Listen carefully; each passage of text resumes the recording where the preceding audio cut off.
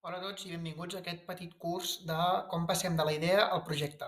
Primer de tot el que farem és observar el nostre entorn. Segurament en el teu dia a dia o en els altres hauràs comprovat que segurament hi ha moltes mancances i possibles problemàtiques. Aquestes mancances o problemàtiques el que farem les veurem com una oportunitat i en aquest curs li direm reptes. Segurament com que possiblement doncs, tinguis diversos reptes, t'hagis imaginat diversos reptes, el que t'ajudo és escollir-ne un per plantejar una única possible solució.